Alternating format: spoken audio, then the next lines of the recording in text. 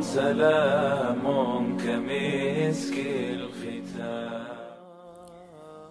تو نیز از اهل قرآن باش.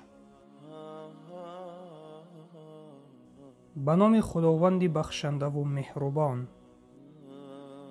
عبدالله ابن مسعود خداوند از او راضی باد میگوید رسول الله صلی الله علیه و سلم فرمودند هر کس یک حرف از کتاب الهی تلاوت نماید یک نیکی برایش ثبت می شود و آن نیکی 10 برابر می شود.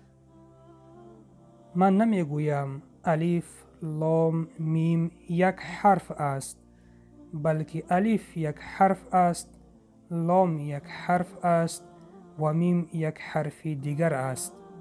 روایت ترمذی.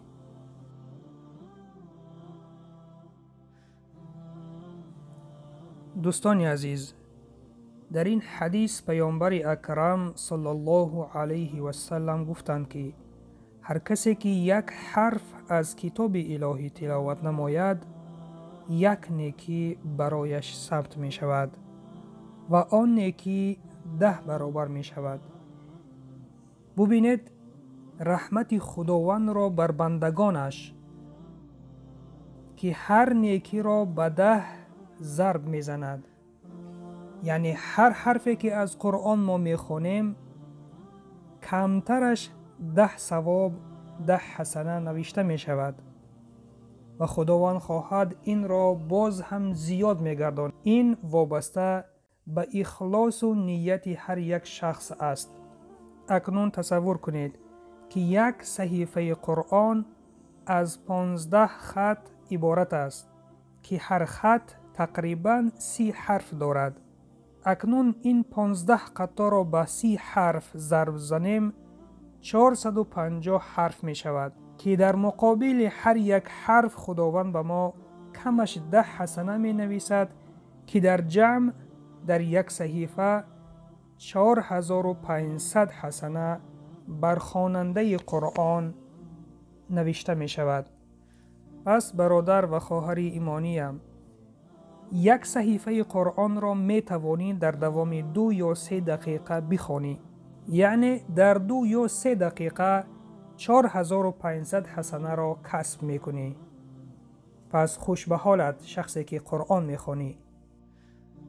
پس برادران و خواهران مسلمانی که قرآن خوانده نمی توانید، ببینید چه اجر بسیاری را شما از دست می دهید. در دوام 2 یا 3 دقیقه می توانید شما 4500 حسنه را کسب بکنید. پس بعد از شنیدن این حدیث کوشش کنید که الفبای عربی را آموخته قرآن خوانی را شروع کنید که هر 2-3 دقیقه شما با کمش 4500 حسنه است. چقدر ثواب را شما از دست می دهید.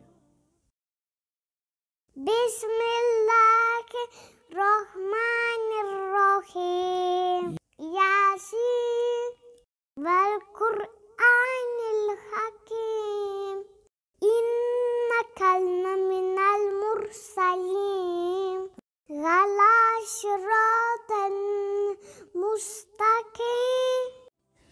در آخر دعا میکنیم که خداوند به آن برادران و خواهرانی که نیت قرآن خوانی را دارند به آنها آسان میگرداند تا آنها به آسانی قرآن خوانی را از خود کرده و از این ثوابها بهره برند. و سلام بر آن شخصانی که راه هدایت را پیشه گرفتند.